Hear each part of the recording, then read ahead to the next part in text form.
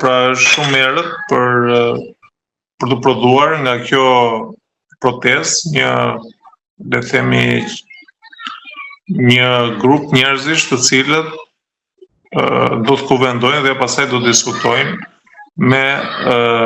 organet pra të ekzekutivit apo vetë me zotin Rama lidhur me kërkimet e tyre. Kjo për të vetmen arsye sepse ky grup mundet që të manipulohet nga zoti Rama apo nga Partia Socialiste. Unë mendoj që protestat duhet që të vazhdojnë në përmbushjen e detyrimeve të cilat kërkohen nga kjo protestë dhe përmbushja e detyrimeve mundet, por duhet të vijë me veprimet, pra me aktet ligjore të cilat do të ndërmarrë kjo qeveri. Pra duhet ta bëj ky kuvend që është tani, jo kuvendi i popullit. Nuk ka pse ta bëj kuvendi i popullit, sepse populli duhet të ngrihet, pra kjo energji pozitive, popullore, që u transmetua apo që po tregohet në këto ditë, është gjëja më pozitive që i ka ndodhur vendit tonë pas 35 viteve demokraci. Pra ne nuk kemi pasur asnjëherë protesta qytetare të cilat do të kërkonin llogari qeverisë në detyrë dhe aq më tepër një qeverisje që ka 13 vite në pushtet. Dhe sa herë që qeveria nuk punon mirë, qytetarët duhet që të ngrihen në protesta. Pra ky është një fillim i mbar, në mënyrë që forma e protestave është një nga format e ushtrimit të demokracisë popullore në një regjim demokratik si ky i yni. Pra ne kemi zgjedhur demokracinë liberale apo demokracinë e cila ka të bëjë me pluralizmin politik apo me ushtrimin e sovranitetit të popullit dhe natyrisht që një nga format e ushtrimit të demokracisë është edhe protesta. Kështu që kjo i kishte munguar shqiptarëve gjithë këto vite, u arrit dhe nuk është e nevojshme që të krijohet një parti politike, sepse normalisht do të duhet dhe besoj që gjasat janë që të krijohet një parti politike. Natyrisht që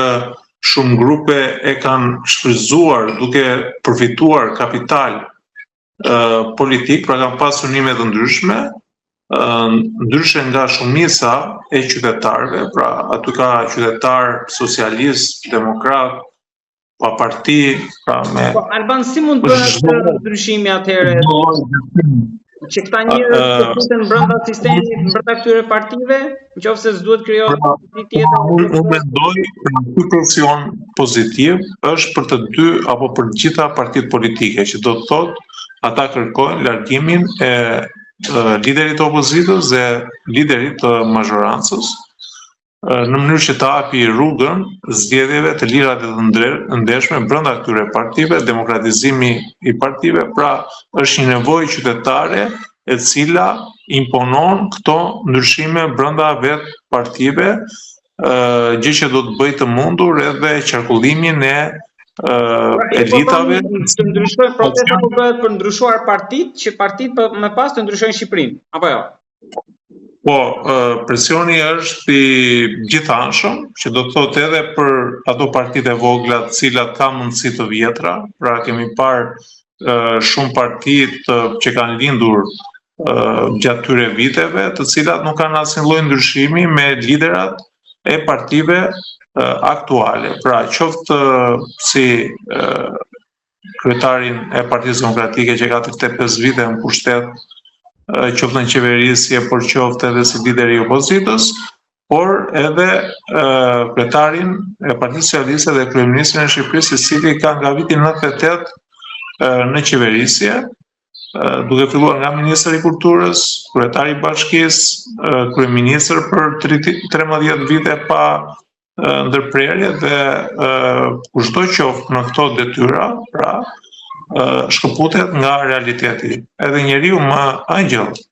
i cili do të ketë të pushtet të pakufizuar, ndodh që të shkëputet nga realiteti dhe sikur ai mos jetë përfshirë në veprimtari të palishme apo në çështjet e korrupsionit apo lidhjet që mund të vinë për shkak me krimin e organizuar, ai deformohet për shkak të pushtetit që ka. Pra qenia njerëzore është një qenie e cila është e ndryshueshme për shkak të pushtetit dhe detyrave që ai mund të ketë. Ka pasur mbretëri të fuqishme, koha e ka treguar që e kanë filluar mbar, kanë punuar për qytetarët, për popullin, por kur ka ardhur puna këto mbretëri janë shkatruar nga vetë një lloj shkëputje nga realiteti që kishin ta mbretër me jetën e përditshme, me jetën e qytetarëve të zakonshëm. Dhe mendoj kjo është ajo që ka arritur edhe këta lider politik, cilët kanë ato të mira dhe të këqija dhe veta, që do të thotë unë nuk e shikoj bardhëzi siç e shikon një pjesë e mirë e qytetarëve, por kanë merita për çështje të caktuara, të cilat ata kanë bërë mirë, ashtu sikurse kanë përgjegjësi edhe për vetë mos funksionimin e shtetit ligjor dhe shtetit të së drejtës në këto vite, duke u zbaritur qytetarë për probleme të shumta, sidomos për problemet e pronësisë, cilat zbariten në përdyert e gjykatës, në përdyert e institucioneve. Pra është ajo fryma që vjen nga lart, që nuk është pozitive dhe që i mban peng qytetarët për të marrë të drejtën e tyre. Aq më tepër që ne jemi një vend i vogël, pra një vend ku me këtë potencial të madh që kemi për shkak të bukurisë natyrore që na ka falur Zoti, dëshirës së madhe që kemi për punë, kemi shqiptarë të cilët janë punëtorë dhe njerëz të cilët kanë ambicie për jetën. Dhe ky vend do të zhvillojë, nëse do të kishte politika vërtet të mirëmenduara për qytetarët, atëherë nuk do të ishim në këtë gjendje që jemi sot. Kështu që unë mendoj ky grupim qytetar duhet të vazhdojë, pra sepse nesër edhe sikur të dalë një parti nga kjo protestë, edhe sikur ata ta marrin pushtetin, pra detyrat, prapë do jenë të njëjtët me të njëjtat probleme dhe defekte. Kështu që Shqipërisë i mungonte ky realitet, pra realiteti i protestave qytetare të panxitura apo të pandikuara nga një parti apo një tjetër, dhe kjo do ta bëjnë në të ardhmen një qeverisje më të përgjegjshme. Ata do të jenë më të kujdesshëm në vendimarrjet e tyre, sepse kanë popullin përballë, edhe pse mundet që t'i besoj populli me shumicë dërmuese, populli është ai që ta jep fuqinë, populli është ai që ta merr fuqinë. Pra këtë duhet të kuptojmë ne si qytetarë, që ne ata i kemi i kemi dhënë pushtetin ton, edhe për shkak edhe të sistemit apo kontratës sociale, siç e përshkruan Jean-Jacques Rousseau, që do të thotë ne